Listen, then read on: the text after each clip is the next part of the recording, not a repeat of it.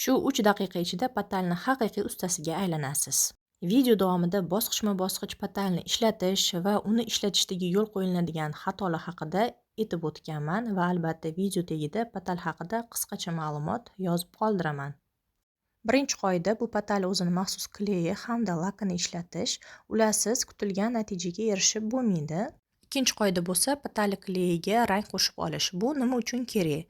Patali kleyi oq rang bo'lgani uchun uni holst ustiga surganda yoki qog'oz ustiga surganda qatga qancha miqdorda surilgani ko'rinmaydi.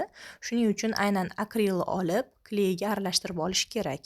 Kleyni ham akrilni ham osnovasi suv bo'lgani uchun ular bir-biri bilan juda ham yaxshi aralashadi.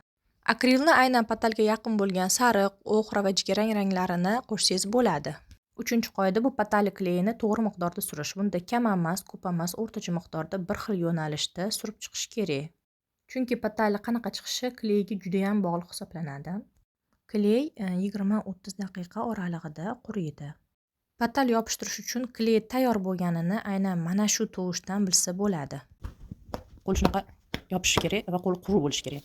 To'rtinchi va aynan men amal qiladigan qoida bu patalni qo'lqoplar bilan yopishtirish kerak yoki bo'lmasa qo'lingiz qup-quruq bo'lishi kerak.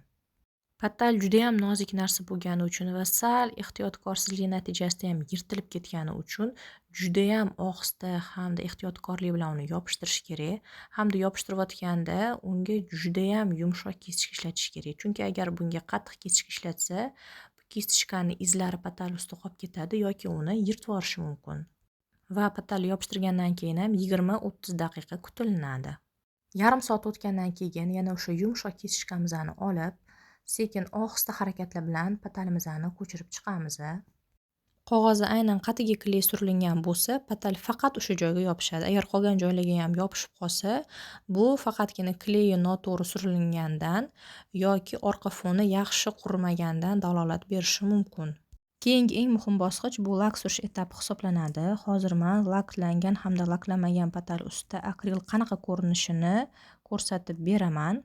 Xo'sh, o'zi nima uchun patalni ustidan o'zini maxsus lakini surish kerak? Chunki vaqt o'tib laklanmagan patal oksidlatsiya qiladi.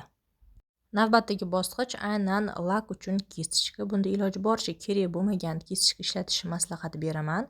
Chunki lak surgandan keyin bu kisichka yaroqsiz holatga kelib qoladi.